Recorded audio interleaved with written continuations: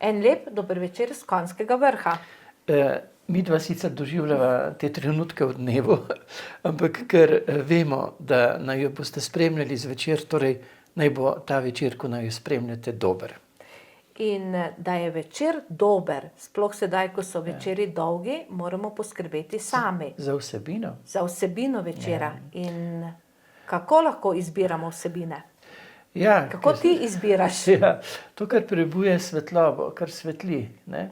Mi Slovenci imamo zelo dober izraz, imamo luč in imamo svetlobo. Lahko zremo v nekaj, kar blešči in nas celo zaslepi, ne? Da ne vidimo drug drugega in ne ustvarja neke notranje topline, ampak hrani, bi rekel, našo misel z zanimivostmi, ne? Ki si jih morajo tisti, ki proizvajajo te vsebine, kar naprej na novo izmišljati, ker dejansko ne pritegnejo dovolj človeka v obnebje tiste notranje prijetnosti, notranje svetlobe. Lahko pa preživimo večer tako, da se usedemo drug drugemu, pa se kaj igramo, ali pa si kaj pripovedujemo, posebej zgodbe so bile vedno zanimive. Se spomnim, ko sem bil otrok, kako zanimivo mi je bilo, ko so stari starši pripovedovali dogodivščine mojih staršev. Ne? To sem poslušal, to me je zanimalo, ne? Ker so na nek način približali njihov čas otroštva v moje otroštvo. In se spomnim, kako mi je bilo dragoceno, ko mi je tudi oče pripovedoval svoje dogodivščine in tudi mama, čeprav oče bolj. To so bile tiste temeljne zgodbe, ki so me tudi marsikaj naučile in so na nek način, to je rekel Dostojevski, ne, kako lahko starš, ko pove otroku dogodek iz svojega otroštva, ki ga je izučil, naredil, otroku omogoči, da ne ponovi tistega, kar bi sicer ne bilo dobro za njega v doživetju. Da zgodbe res naučijo, te usmerjajo, so nekaj dobrega. Poleg teh zgodb pa imamo seveda tudi zgodbe kraja, imamo zgodbe našega naroda, imamo res posebej tiste zgodbe, ki so, bi rekel, zaznamovale čas in prostor naše dežele. In tukaj imamo vidva pred sabo dve tvoji knjigi o dveh zgodbah, oziroma združeni skoraj da, povezani zelo skupaj, ki sta zaznamovali naš kraj, naš prostor, predvsem pa kraj in prostor, kjer si ti dolga leta tudi živel in služboval. Ja, prva taka knjiga je Skrivnost. Skrivnost iz starodavne Kartuzije. 3 leta sem bival v Jurkloštru kot župnik, kot upravitelj župnije in me je res pritegnila zgodovina tega območja. Davna s tistimi gradišči, in pa tudi seveda tisto obdobje, ki so ga zaznamovali menihi kartuzijani. Še posebej pa me je pritegnila zgodba, ki se poveže še z eno zanimivo zgodbo. Je pa zgodba o Frideriku in Veroniki. In sem vesel, da sem lahko na nek način razrešil zagonetko, neznanko te zgodbe. Ne? To pomeni, kje se je Veronika skrivala pred Hermanom po smrti Friderikove žene Elizabete Frankopanke. To je bilo 1422. leta. Do takrat, ko sta 1425. z Friderikom odšla na Kočevsko, pa jo je dal Herman takoj prijet. Ne? Zanimalo me je predvsem to, zakaj Herman že prej ni prijel Veronike, ker on bi lahko takoj presekal to zgodbo, ker poroka v tistem času je bila predvsem dogovor, je bila predvsem v sloju graščakov, je bila dogovor o krepitvi njihove moči. Zakaj ni prej prekinil to zgodbo? In jasno je bilo, da je ni mogel. Ne? Zakaj je ni mogel? On, ki je bil takoj za cesarjem Sigismundom najmočnejša oseba, bi lahko rekel, v cesarstvu oziroma v kraljestvu. Torej je bila Veronika nekje, dokamor ni segla njegova moč, kjer je imela imuniteto, torej je bila v nekem azilu. azilna mesta tistega časa so bila pa trojna. Univerze, samostani in pa cerkve. Torej, univerze nismo imeli, cerkev, kako boš preživel v cerkvi, težko, samostani so imeli pa tako imenovane zatočišča. In kdorkoli bi na silo vstopil v ta azilni prostor, bi bil samo po sebi podvržen kazni izobčenja. Srednji vek pa si je slikal peklenske muke, res silno peklensko, in seveda tu ta grožnja pred, bi rekel, posledicami ravnanja v tem življenju, potem, ko nekdo prestopi prag večnosti, je bila tudi za Hermana preveč grozljiva. Torej se je moral vzdržati. Da ne bi vedel, kje pa je Veronika, je pa nemogoče, ker takoj, ko sta šla izven območja azila, ju je dal prijeti. Oziroma, Friderika je prijel, Veronika pa se je skrila, oziroma skrivoma odšla in jo je nekaj časa skrival na Vurbergu Friderik Ptujski. Ampak tudi tam jo je takoj odkril in seveda pripeljal pred celjsko sodišče. No, to je pa druga zagonetka. Ne? Kako je lahko bila Veronika oproščena, da je čarovnica, to naj bi bil prvi čarovniški proces, za kar praktično ni bilo mogoče dokazati. Če je nekdo rekel, posebej če je rekel Herman, drugi, Veronika je čarovnica, ne? To pomeni, kako boš dokazal, da ni. Ne? Vedeti pa moramo, da je bilo takrat celjsko sodišče popolnoma podložno Hermanovi volji. Ne? Danes bi bila obsojena, ne? Čeprav gre za tak absurd, ne? Če bi bil tako močen pritisk na te razsodnike. Ne? Torej, kje je našla azil in kdo jo je ubranil? In tukaj imam srečo, da sem kot župnik na področju nekdanje kartuzije v Jurkloštru imel dostop do sedanjih kartuzijanov v Pleterjih.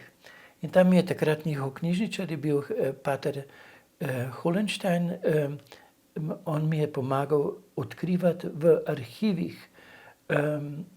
zgodbo oziroma situacijo, takratno stanje v kartuziji Jurklošter, in sva prišla do zanimivega priorja. To pa je prior Arnold. Čeprav sta mi Friderik in Veronika sila simpatična, mi je Arnold še bolj simpatičen, ker je bil na podlagi arhivskih zapisov, je bil res zanimiv lik. Ne? Bil je, bi rekel, zelo brihten, pošiljali so ga na vizitacije, mi danes bi rekli kontrolo v druge kartuzije, ampak bil je tudi samovoljen.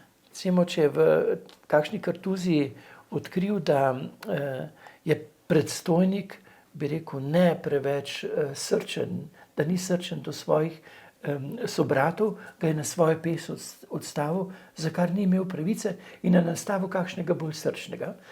To pomeni miselno pronicljiv, samovoljen in pa srčen. Fantastična kombinacija. Kajti vedeti moramo, da je Herman vendarle bil dobrotnik tudi kartuzije Jurklošter, in kdo bi odrekel uslugo nekomu, ki je do tebe dobrotnik. Samo nekdo, ki je srčen, samovoljen in miselno pronicljiv. Ne? In sam takšen človek je lahko ponudil azil, zavetje tej preganjani ljubezni. To je sicer zgodba, domneva, na podlagi teza, na podlagi raziskav. Ampak tudi to, recimo zgodbo, ne napisano kot to zgodbo, ampak kot razpravo, je dejansko objavil zgodovinski časopis in na nek način ta teza kar močno stoji. Da je prior Arnold tisti, ki je ponudil zavetje tej preganjeni zgodbi in ki je obranil Veroniko na čarovniškem procesu. Kajti proti avtoriteti Hermana ni bilo večje avtoritete, ne? In je moral politične, in je moral nekdo nastopiti z avtoriteto duha, morale, etike. In če je prior Arnold postavil razsodnike pred njihovo vest, bi mi rekli danes, ne, in njihovo dejanje osvetlil z njihovim zagovorom potem po zemeljskem bivanju, so verjetno tudi oni cviknili in z lepo besedo rečeno in so verjetno, ker je bilo pa to skrivno, torej je bilo tajno glasovanje. Mi v samostanu smo tudi rekli temu fižolacija, ne? Ko so patri odločali, a te sprejmejo vred ali ne, je bil bel fižolček pa črn fižolček. In če so dali bel fižolček, je pomenil, sprejemamo ga, če črn, ne sprejemamo ga.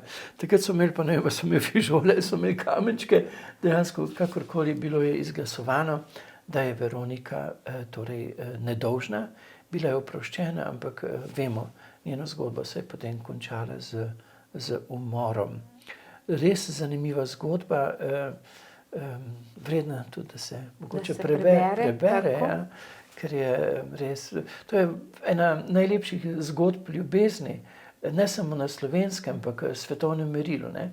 Ko je Shakespeare napisal... No, to sem ravno mislila reči, zelo rad narediš to primerjavo, ne, povej. Shakespeare v uvod njegove drame v Romeju pa Juliji napiše Shakespeare, da je dobro zamišljena, to je bila potem druga izdaja, dobro zamišljena, ker je bila uspešnica.